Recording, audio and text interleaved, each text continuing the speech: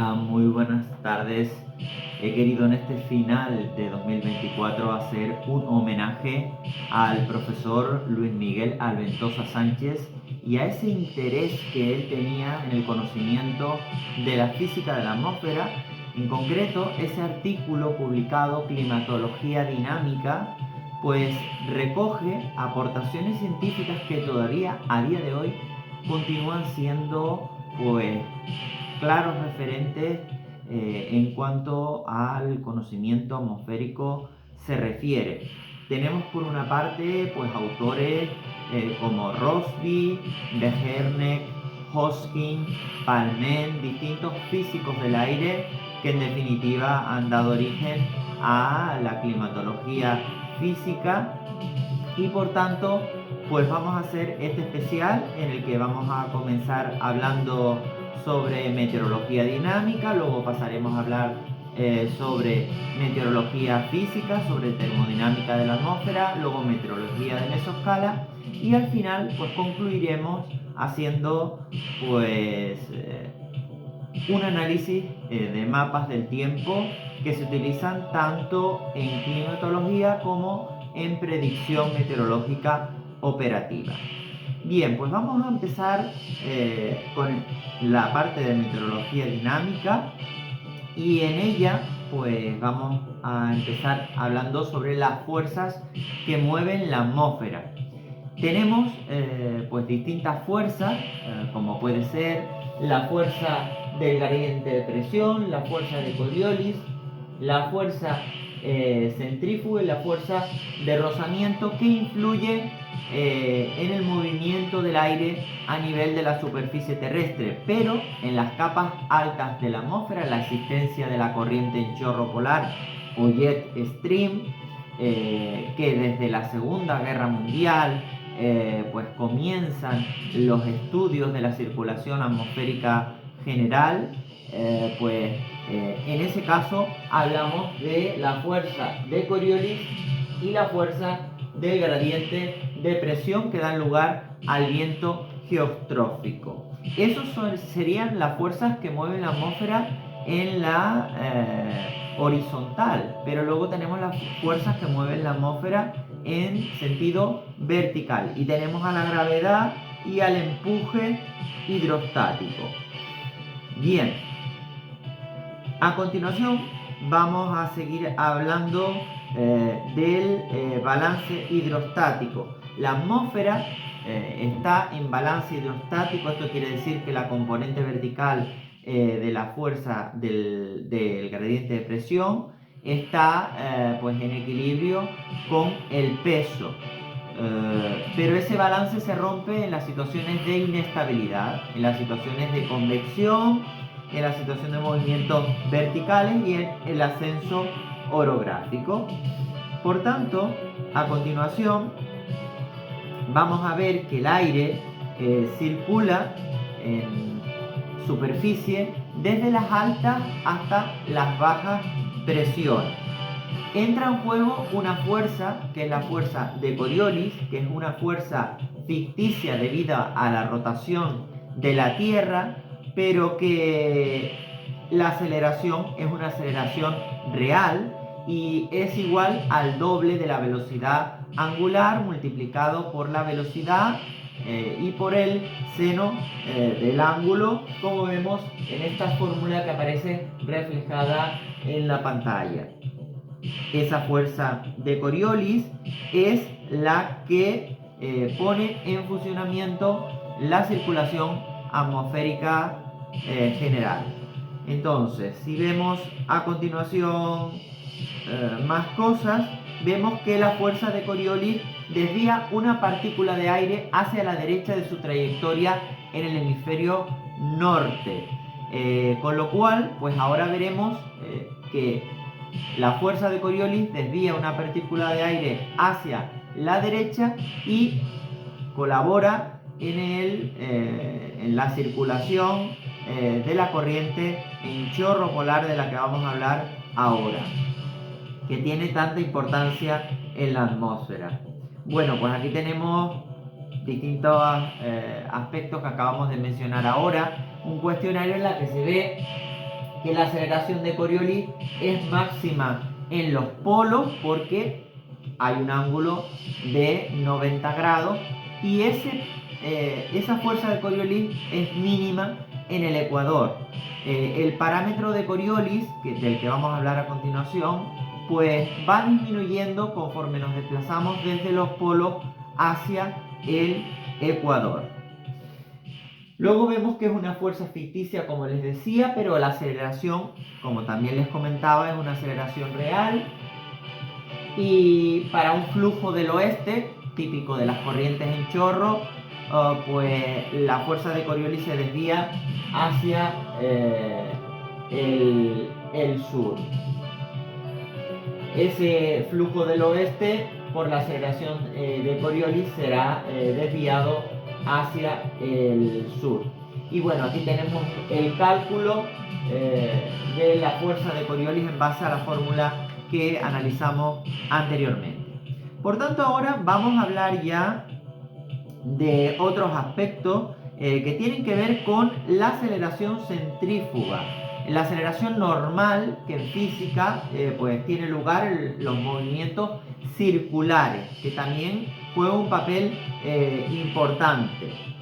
Y a continuación pues vamos a ver que en la atmósfera pues destacamos las capas más bajas, que tienen que soportar el peso de las capas superiores. Por eso la presión disminuye con la altura en la atmósfera y eso va a tener unas consecuencias que vamos a ver ahora. Tenemos una capa laminar próxima al suelo, la capa turbulenta cuando tenemos viento, la turbulencia mecánica, y la capa de Ekman o espiral de Ekman. A continuación, si seguimos avanzando, comprobaremos que pues el viento geostrófico es el resultado de la acción, como les decía, de la fuerza de Coriolis y la fuerza del gradiente de presión. Aquí vemos un ejemplo de una baja presión, de una borrasca, en la que pues se observan que las isobaras están muy juntas y eso nos indica que el viento está soplando con fuerza a nivel de la superficie terrestre. Es un mapa de superficie y como comprobamos pues la presión es mucho más baja en el centro y va aumentando a medida que nos alejamos de él. Por tanto, vamos a pasar ya a este mapa porque es muy interesante, porque a nivel de la superficie terrestre, el aire que sale de los anticiclones, como ese anticiclón que tenemos al norte del archipiélago de las Azores, entra en las bajas presiones, que en este caso, en este mapa, pues aparecen afectando a Centro Europa. Por tanto, el aire que sale de las altas presiones entra en las bajas presiones para compensar esas diferencias de presión. Eso ocurre a nivel de la superficie terrestre. Ahora hablaremos de lo que pasa en las capas altas de la atmósfera. Bien, continuamos avanzando y llegamos a el balance ciclostrófico, que nos está indicando cómo el aire en las bajas presiones circula en el sentido contrario a las agujas del reloj, pero se puede llegar a despreciar la fuerza de Coriolis en zonas de pequeño radio, como pueden ser, por ejemplo, pues el centro de los huracanes o de los tornados, y por tanto pues el viento es el resultado de la fuerza del gradiente de presión y de la fuerza centrífuga. Para seguir avanzando, aquí vemos un ejemplo claro de un huracán con ese balance ciclostrófico. Vamos a seguir avanzando y bueno, pues aquí vemos cómo calcular el viento del gradiente, que es el resultado de la acción de la fuerza del gradiente de presión, de la fuerza de Coriolis y de la fuerza centrífuga. Y luego si le añadimos el rozamiento, pues ya tendríamos el viento real. Pero me interesa mucho analizar lo que ocurre en las capas altas de la atmósfera. Aquí con este ejemplo vemos lo que ocurre a nivel de la superficie terrestre, pero me interesa ver qué es lo que pasa en las capas más altas de la atmósfera. Bien, en las capas altas de la atmósfera el flujo es geostrófico y ese viento geostrófico es el que forma las vaguadas y las dorsales de la corriente en chorro polar, pero ese viento geostrófico es diferente al viento ageostrófico, porque el viento geostrófico es el viento resultante de pues las pequeñas desviaciones que hay de flujo horizontal zonal respecto al geostrófico. Por tanto, esas desviaciones del viento favorecen el flujo ageostrófico y por tanto hacen que haya divergencia en las capas altas de la atmósfera, que el aire esté escapando en altura, y eso va a repercutir en la formación de las borrascas dinámicas y en definitiva pues de la dinámica atmosférica de las latitudes medias. Aquí vemos cómo la geostrofía nos está indicando que el flujo está pues diverge en las capas altas de la atmósfera. Si tuviéramos una columna, tendríamos que el aire está escapando en altura, está saliendo más aire del que entra en las capas bajas de la atmósfera, donde encontramos lo contrario, convergencia, y eso favorece el ascenso de aire desde los niveles bajos. Por tanto, hablamos de agiostrofía, por ejemplo, a la salida de un chorro en las capas altas de la atmósfera, en una zona de difluencia, como aparece recogido ahí.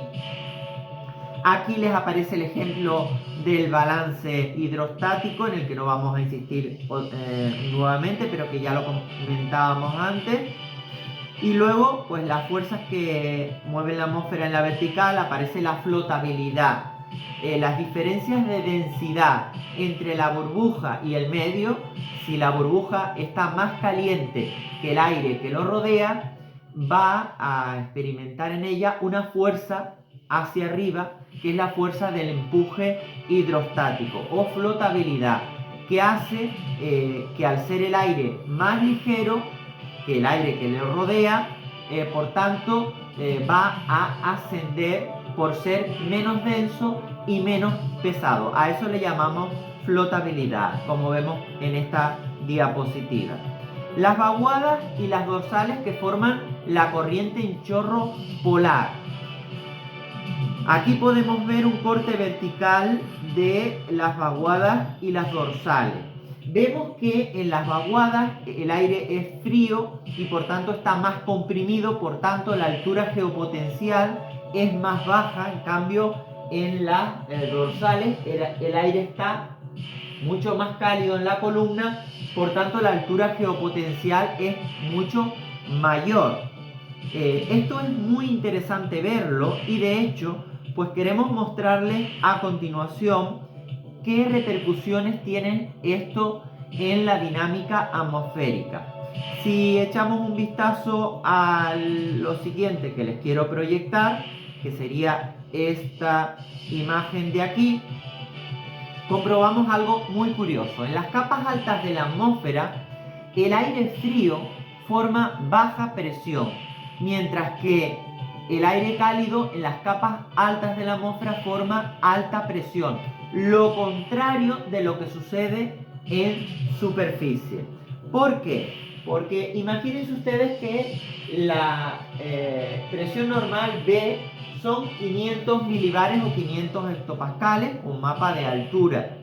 Pues bien, nosotros podemos observar y tener en cuenta que el aire frío, la presión de los 500 hectopascales está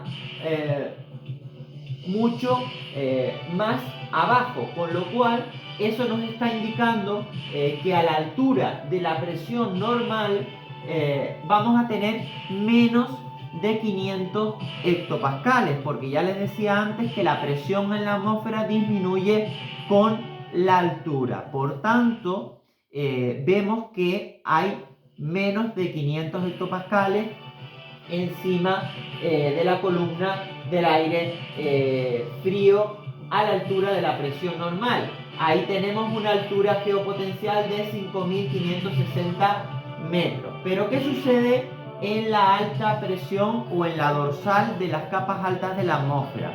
Pues sucede que el aire se expande porque el aire cálido es menos denso que el aire frío. El aire frío, como vemos ahí, está comprimido, el aire cálido se expande y por tanto lo que comprobamos es que los 500 hectopascales están mucho más arriba que la presión normal. Eso nos está indicando de que a la altura de los 5.560 metros, de los 500 hectopascales de la presión normal o de la columna de la presión normal, vamos a tener más de 500 hectopascales. Por eso, al haber más de 500 hectopascales a la altura de 5.560 metros, como vemos ahí, mayor a 500 hectopascales, nos indica que habrá alta presión. Bueno, pues con esto concluimos que en la atmósfera el aire cálido en altura genera alta presión y el aire frío genera baja presión. En altura, porque en superficie ocurre lo contrario. El aire cálido en el suelo forma una baja presión térmica, el aire frío forma un anticiclón térmico en contacto con las superficies frías, por ejemplo, del invierno en las zonas continentales. Bien, esto es muy importante porque si seguimos avanzando, comprobamos, volvemos otra vez a la presentación de la que estábamos hablando, que es cierto que eso se cumple, pero tenemos que añadir un factor añadido que influye también en la caída del geopotencial, que es, aparte de las características térmicas de las masas de aire, la dirección de vorticidad, que la vorticidad es la medida microscópica y vectorial de la rotación de un fluido. Es el doble de la velocidad angular de la Tierra. Y es importante destacar esto. ¿Por qué? Porque la vorticidad ciclónica también favorece que el geopotencial baje. Mientras que si tenemos vorticidad anticiclónica, lo que hará el geopotencial será ascender, o lo dicho de otra forma, si la vorticidad ciclónica aumenta con la altura, el geopotencial va a descender. Y eso es importante también tenerlo en cuenta.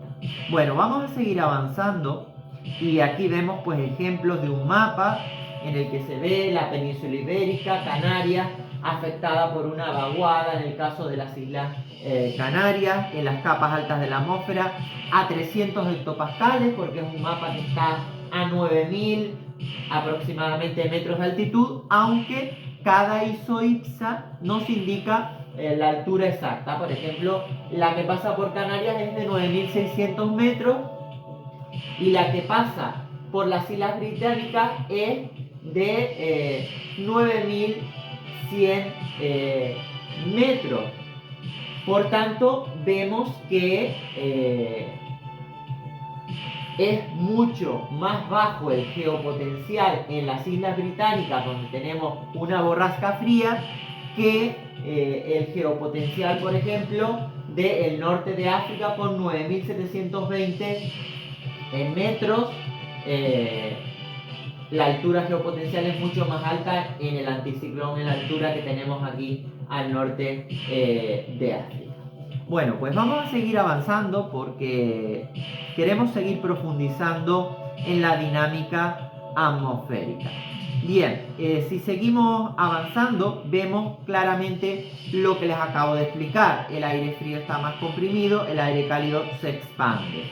Luego, en la atmósfera, y es muy importante, los vientos en las capas altas son vientos geostróficos y la diferencia entre el viento geostrófico entre dos niveles es lo que se denomina el viento térmico.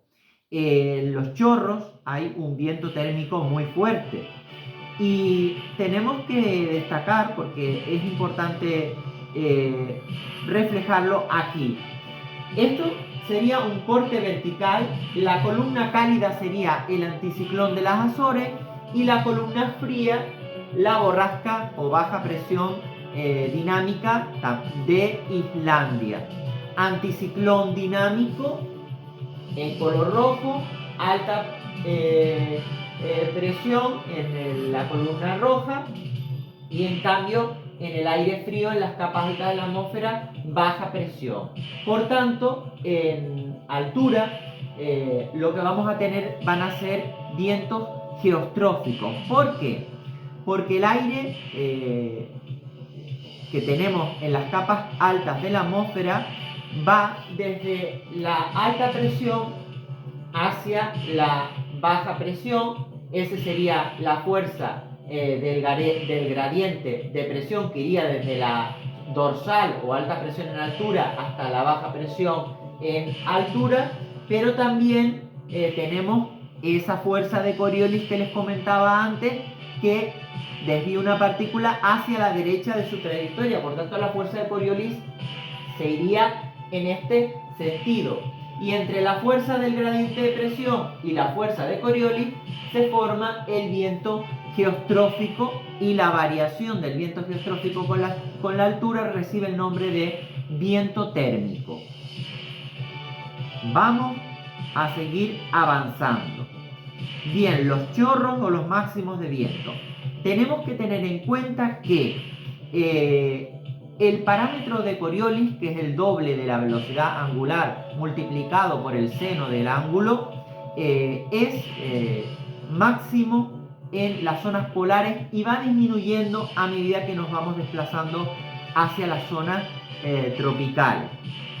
Esto tiene una repercusión, y es que en la atmósfera la vorticidad relativa, que no le hemos sumado el parámetro de Coriolis, se ve obligada a aumentar para mantener la vorticidad potencial constante. Por eso el viento también sopla muy fuerte en las capas altas de la atmósfera, porque las coladas polares traen un torbellino ciclónico muy fuerte relativo, la vorticidad relativa, porque el parámetro de Coriolis que le tenemos que sumar a esa vorticidad relativa nos daría la suma de la vorticidad relativa más el parámetro de Coriolis a la vorticidad absoluta. Y eso lo vamos a ver en la siguiente fórmula que les queremos mostrar, porque es bastante interesante que lo veamos. La atmósfera en las capas altas es una atmósfera baroclina. Existen gradientes de temperatura y de presión en las capas altas de la atmósfera, y encontramos que el aire está escapando en la parte más alta de la atmósfera, diverge y se ve obligado a ascender, y en superficie el aire lo que hace es converger. Bueno, seguimos avanzando para mostrarles la fórmula de la vorticidad absoluta. N, en concreto, pues vamos a ver un ejemplo de cómo se calcula la vorticidad absoluta. En el siguiente gráfico o diagrama que les acabamos de representar, esto representa un anticiclón dinámico, porque el aire converge en las capas altas de la atmósfera y hay una inyección de aire desde las capas altas hacia el suelo mucho más importante del aire que está saliendo en las capas bajas. Por eso se acumula mucho aire en el suelo y aumenta la presión y se forma una alta presión dinámica. Hay que tener en cuenta que los anticiclones dinámicos nos están indicando que hay una acumulación de aire en el suelo que viene desde las capas altas de la atmósfera. Bien, va llegando el momento de ver el concepto de vorticidad relativa y vorticidad absoluta. Bueno, vamos a simplificar. La vorticidad absoluta N, que vamos a enseñarles un ejemplo sobre cómo la podemos calcular y por qué los meteorólogos utilizan tanto este concepto. Bien, tenemos que la vorticidad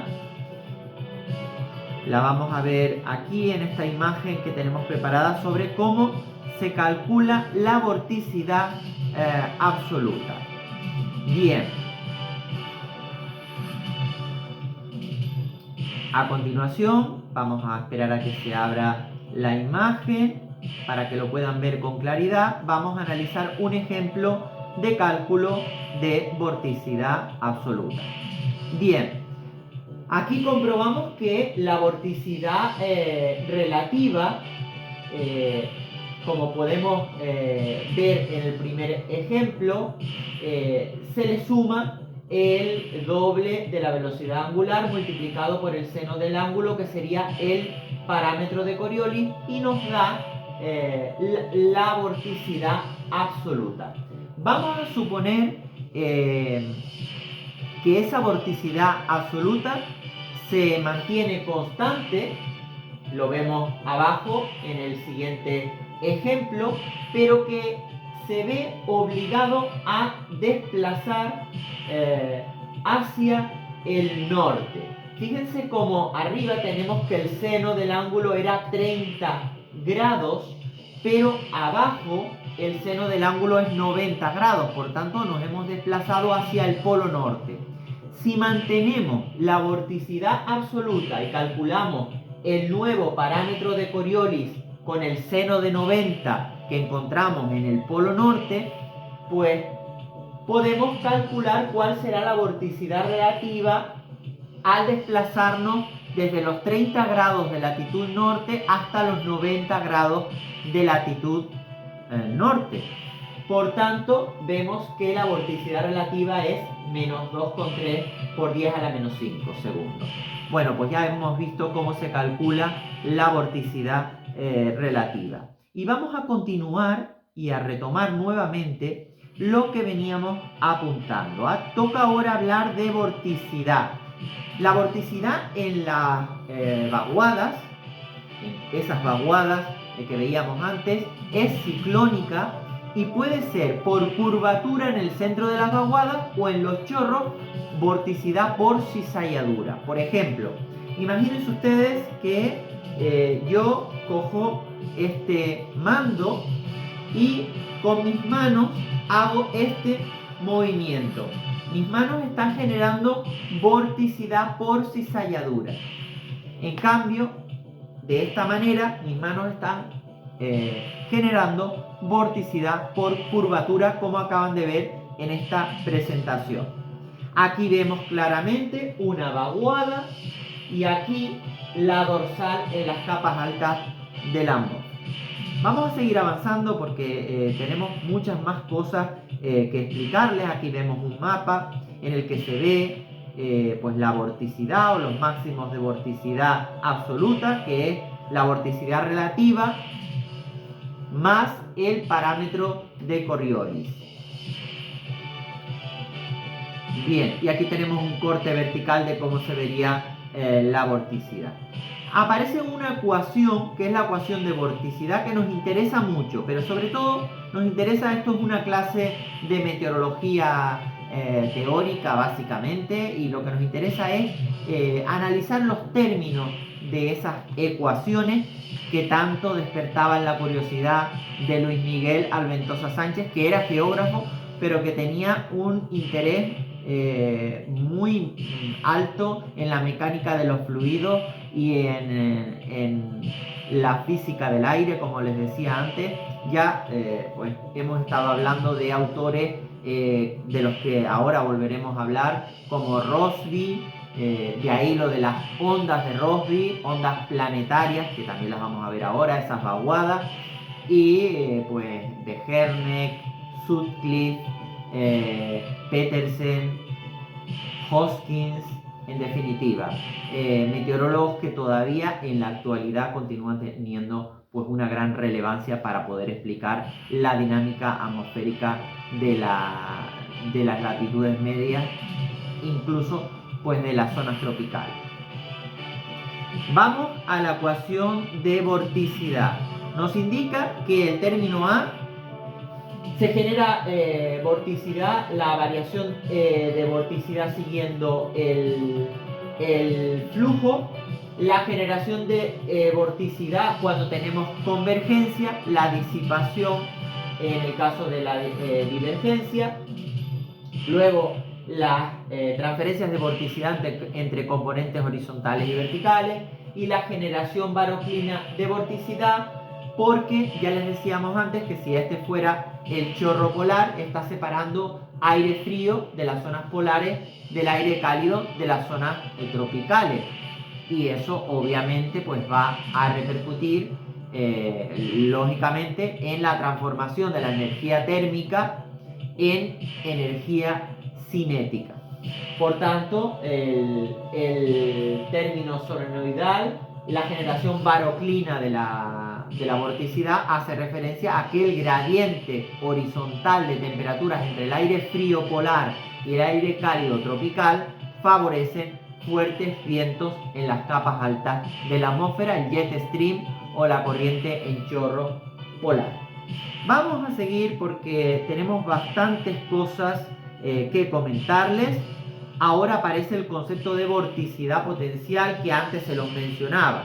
Si sumamos la vorticidad relativa más el parámetro de Coriolis,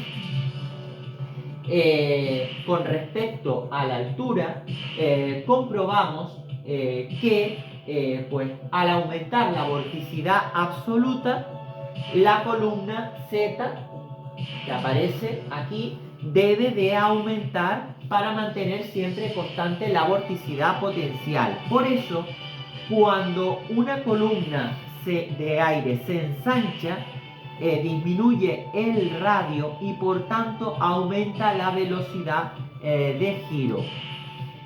Eso es muy importante. El aumento de la vorticidad absoluta lleva aparejado un aumento de la altura. El aire se contrae, disminuye el radio y se ve obligado a converger. Aquí hablamos del concepto de vorticidad potencial que se conserva siguiendo el flujo diabático sin rozamiento. Seguimos avanzando. Vemos aquí un máximo de vorticidad potencial que genera ascenso en la parte delantera, descenso en la parte trasera. Aquí vemos el hundimiento de la tropopausa que les aparece en color marrón, y vemos también que la 1,5 unidades de vorticidad potencial.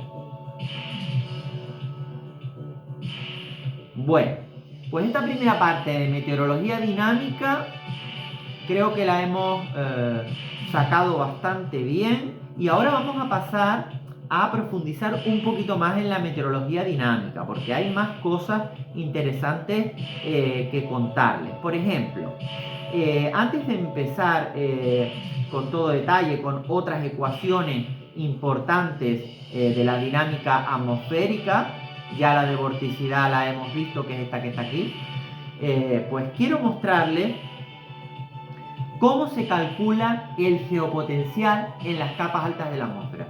Es verdad que, bueno, este curso requiere de unos conocimientos previos para poder comprender todo lo que les estoy comentando, pero bueno, en la medida de lo posible pues estamos haciendo lo más fácil posible para que sea de mejor comprensión para todos aquellos que pues quieran saber un poco más sobre el funcionamiento de la atmósfera.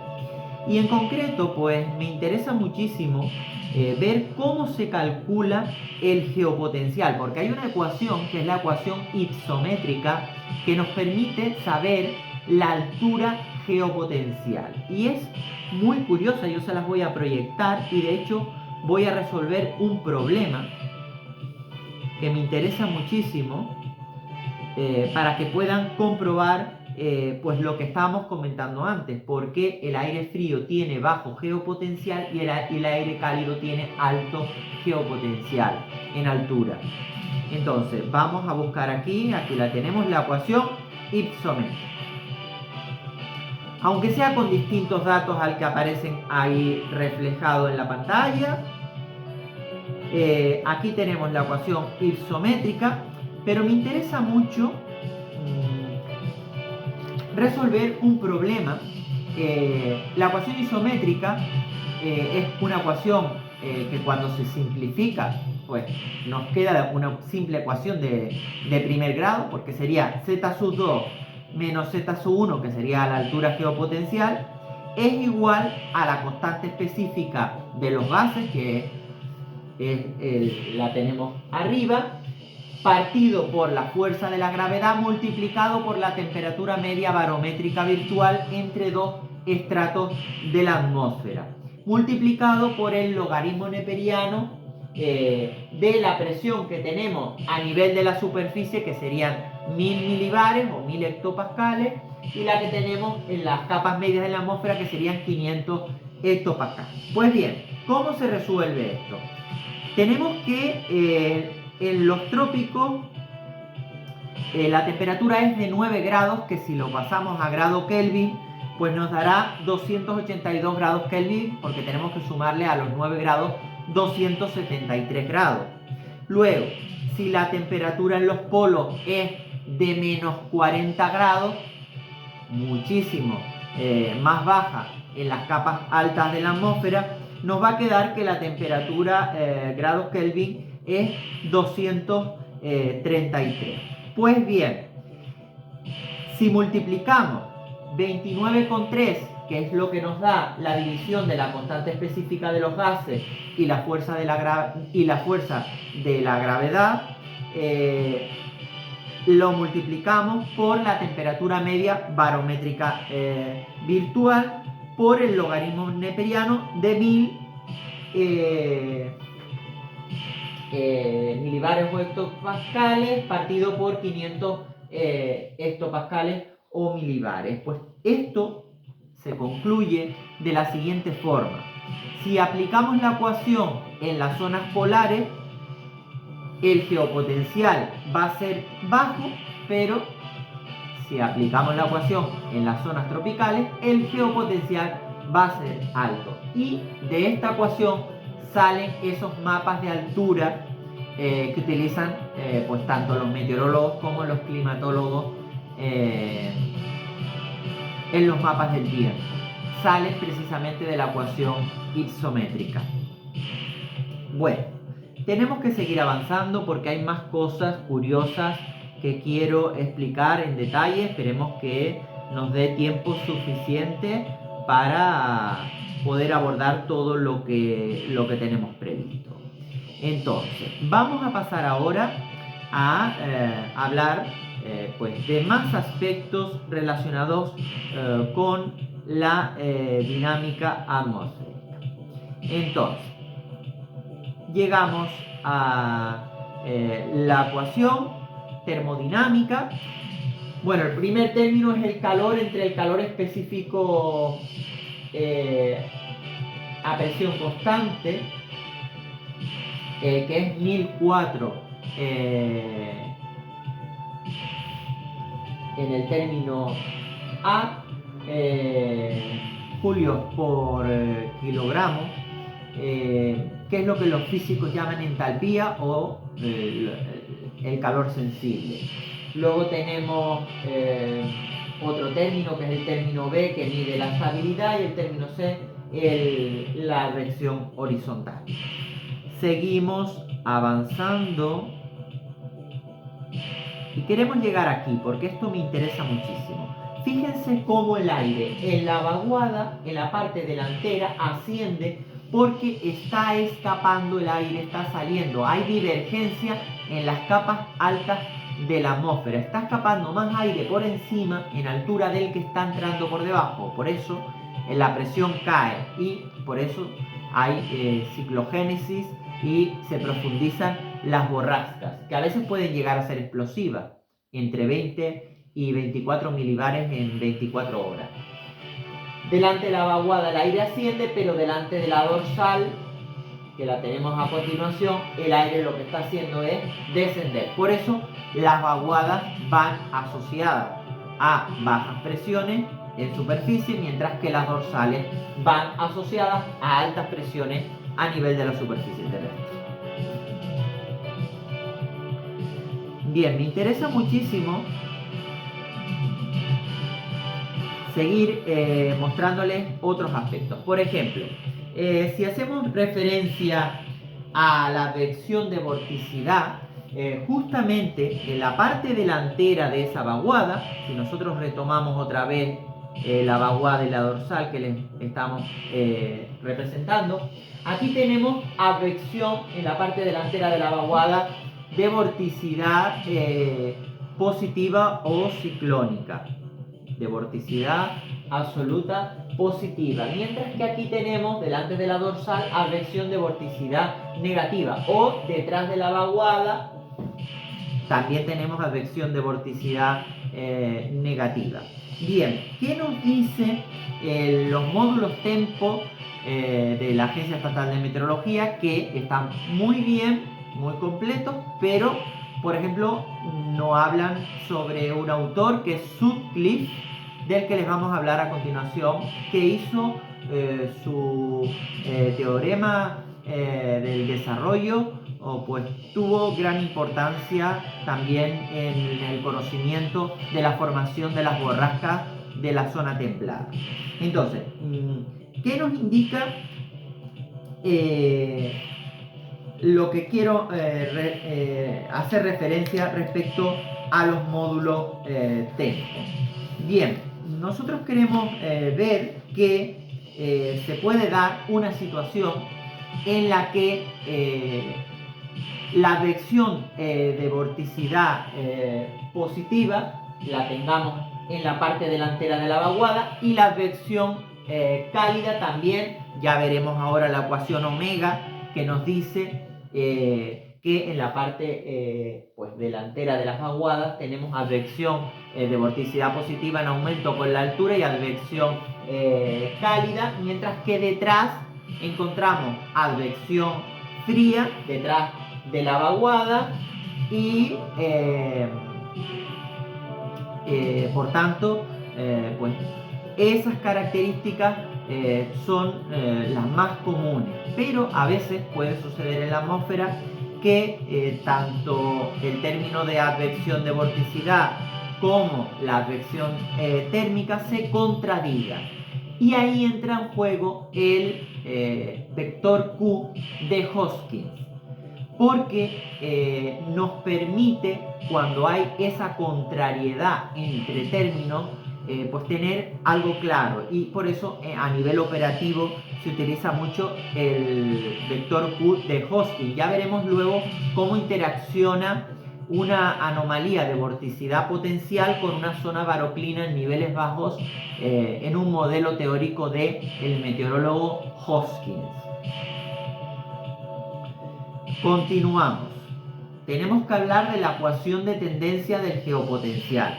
A ver, en principio, si la advección de vorticidad es positiva y la advección es fría, el geopotencial va a descender. Si la advección de vorticidad es negativa y la advección es cálida, el geopotencial va a ascender. Esto es un resumen conceptual de la ecuación de tendencia del geopotencial.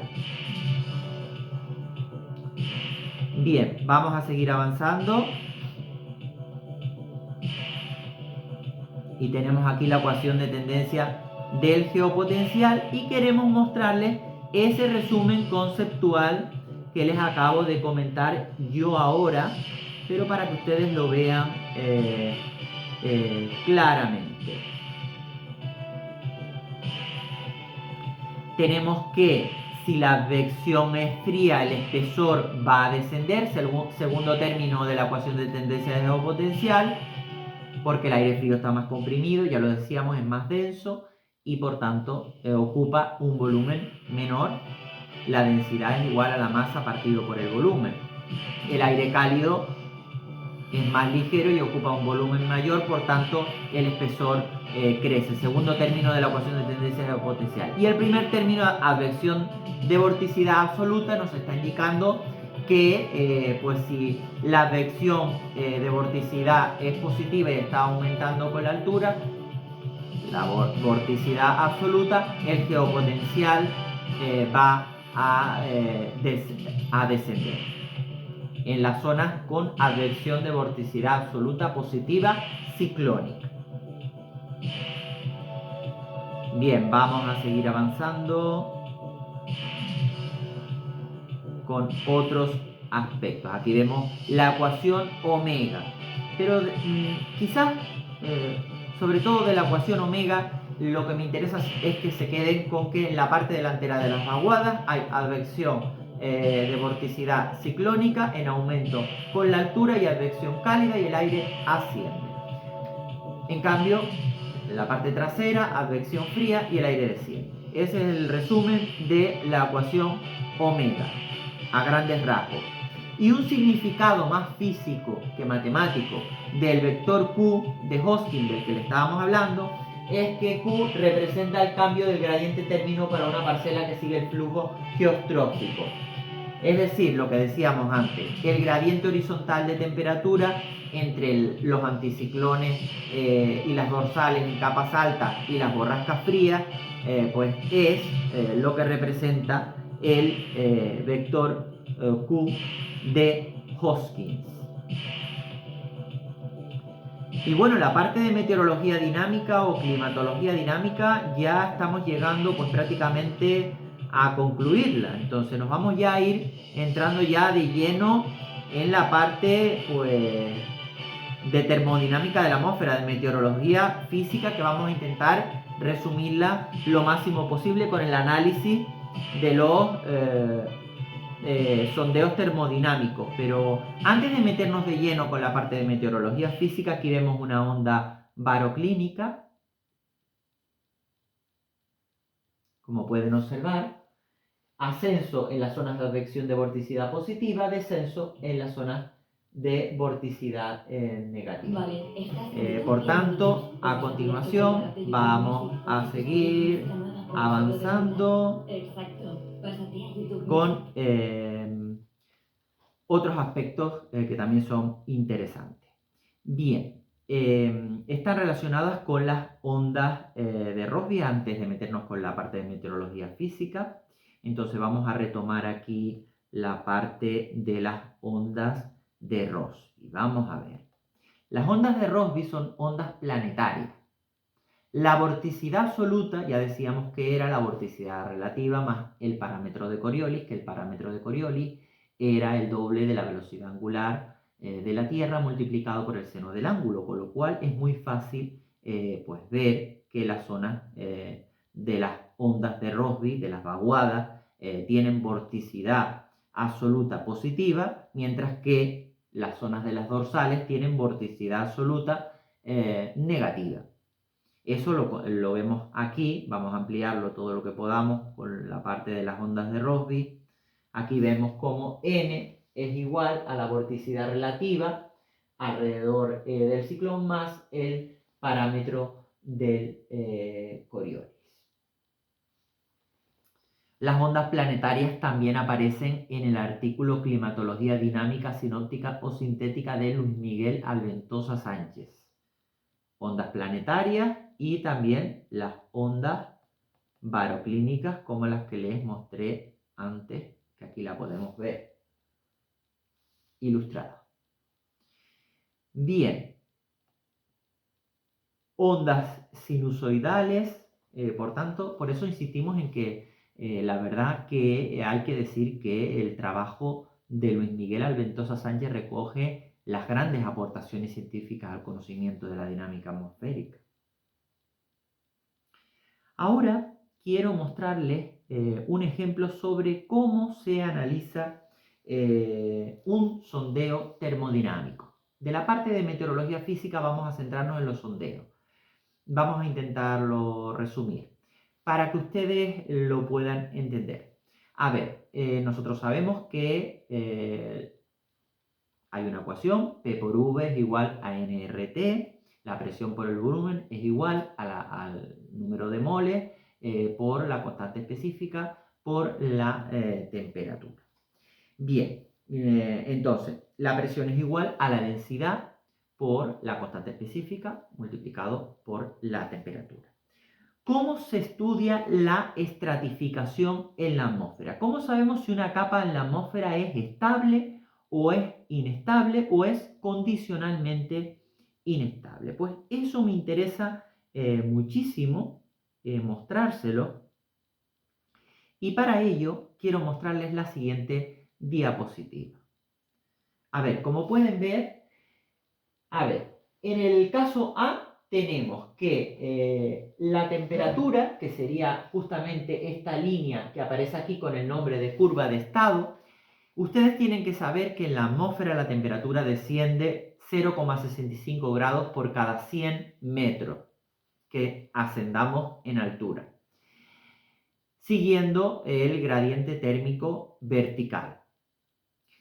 Entonces, vemos que en este caso la estratificación es estable. Esto es una inversión térmica porque la temperatura está aumentando con la altura y la diabática húmeda, que sería esta de aquí, y la diabática seca están en la parte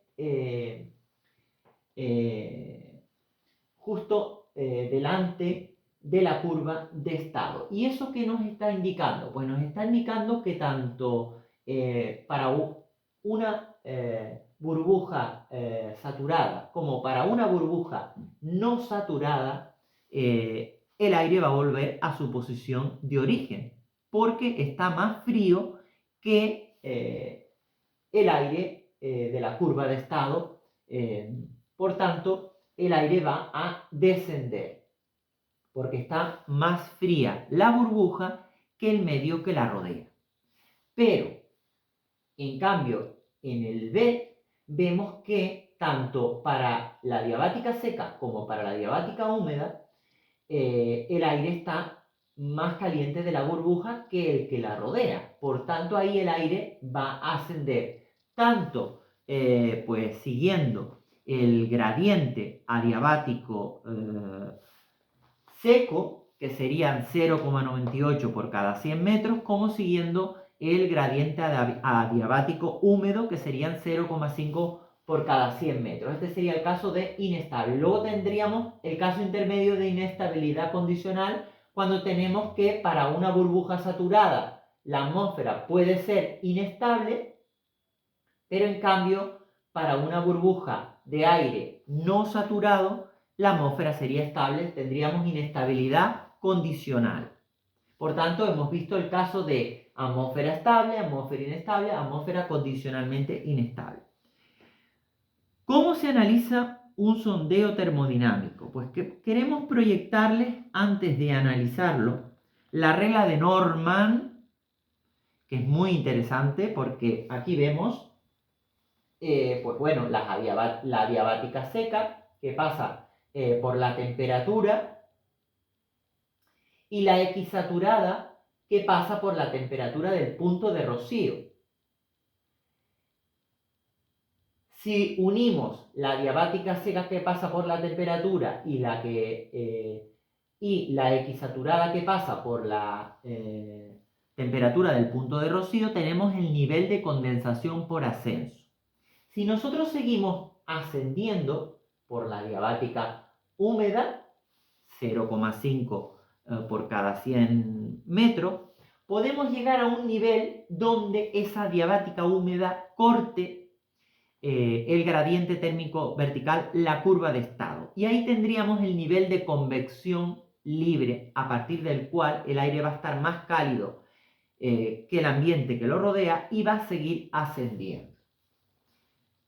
Todo esto que les acabo de comentar, aparte de todas esas temperaturas que aparecen como referencia pues, en los libros clásicos de termodinámica de la atmósfera, en concreto el de la Agencia Estatal de Meteorología, antiguamente Instituto Nacional de Meteorología. De hecho, el manual que yo tengo de termodinámica de la atmósfera es precisamente con el sello del Instituto Nacional de Meteorología. Entonces aparece aquí temperatura, temperatura del punto de rocío, temperatura del termómetro húmedo, que es si descendemos desde el nivel de condensación por ascenso hacia los 1000 milibares. La temperatura potencial del termómetro húmedo es una vez que llegamos a los 1000 milibares, concretamente, mejor dicho, que antes la del termómetro húmedo no es necesario llegar a los 1000 milibares, ahora temperatura potencial del termómetro húmedo tenemos que llegar a los 1000 milibares, y luego la temperatura pseudopotencial equivalente, que será esta que aparece aquí, siguiendo la diabática seca. Por tanto, ahora vamos a analizar un diagrama termodinámico. Aquí vemos un ejemplo. La zona amarilla es el nivel de convección, la zona de CAPE o de energía potencial convectiva es de donde va el nivel de convección libre hasta el nivel de equilibrio, que sería el tope de la nube. Pues sería donde el aire circula libremente porque está más caliente que la curva de estado, que aparece de color rojo. Aparece el nivel de condensación por ascenso, que ya les dije antes cómo se calculaba, el nivel de convección libre, el nivel de equilibrio y el nivel de condensación convectivo. Si seguimos ascendiendo por la X saturada desde la temperatura del punto de rocío y cortamos la curva de estado, pues lo que nos encontraremos es el nivel de condensación convectivo. Y esto fue un día en el que hubo muchas tormentas en el centro de la península ibérica.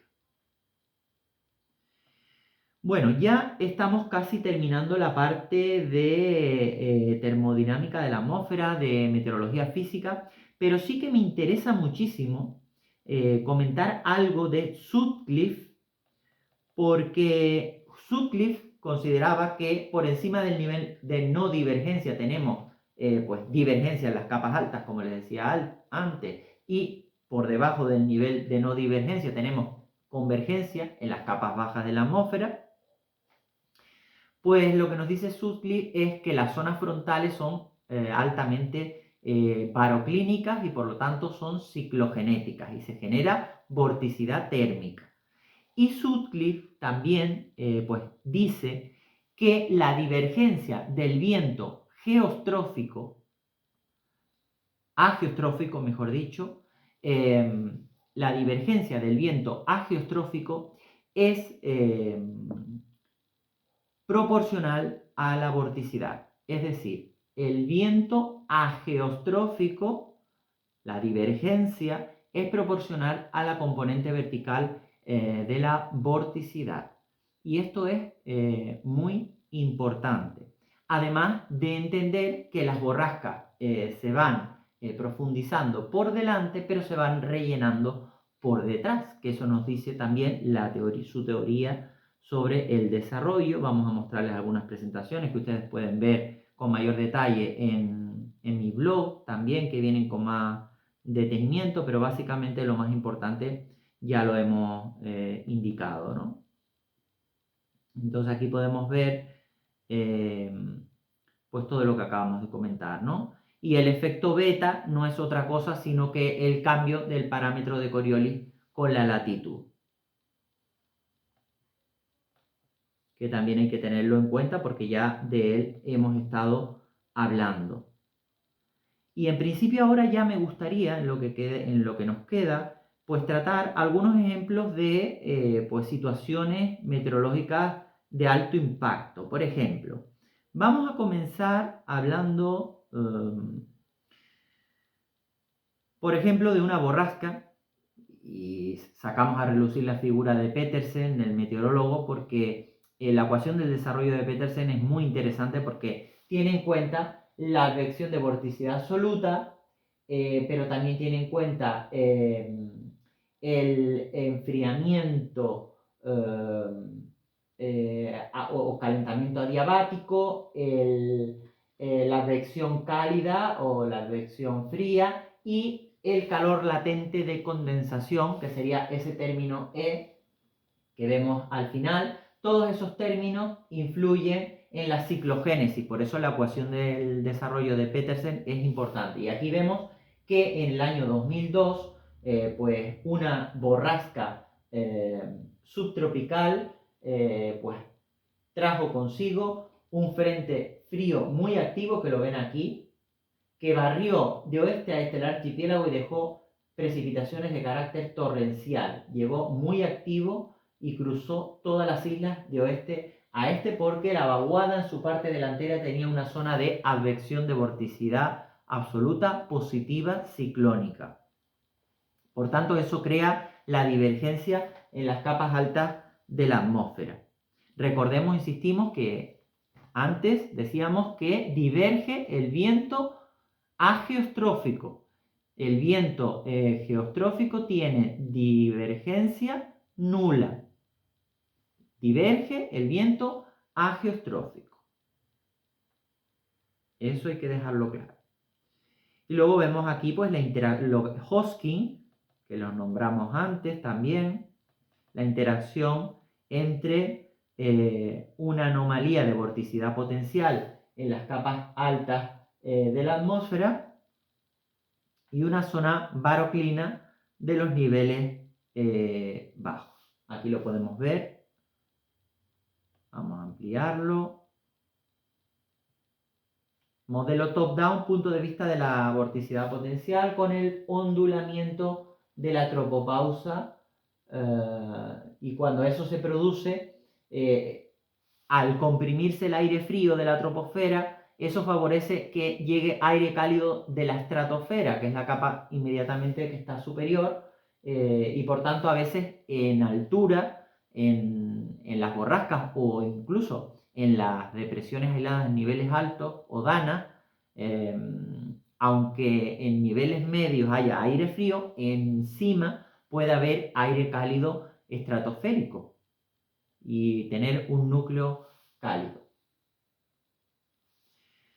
Bueno, pues estamos llegando ya al final de esta homenaje, esta clase al profesor Luis Miguel Alventosa Sánchez. Hemos hablado de meteorología sinóptica, de meteorología dinámica, de termodinámica de la atmósfera, de meteorología física. Podríamos continuar hablando incansablemente sobre más aspectos interesantes, pero en principio lo fundamental del conocimiento de la dinámica atmosférica lo hemos tratado, pero pueden ampliar mucho más en libros como Atmósfera, Tiempo y Clima, Climatología de Quadrat y Pita, Introducción a la Meteorología Dinámica de Holton, Termodinámica de la Atmósfera de la Agencia Estatal de Meteorología, antiguo INM, diagnóstico y predicción de la convección profunda, y ahí pues podemos profundizar muchísimo más, incluso sobre los tipos de tormentas, y esto pues podríamos alargarlo muchísimo más, pero ha llegado el momento de llegar al final, que llevamos ya pues bastante tiempo intentándoles hacer llegar pues de la mejor manera posible el funcionamiento de la atmósfera, pero seguramente haremos una segunda parte en la que podamos profundizar sobre todas las cosas que quedan, que son muchas, y que veremos pues en otra ocasión.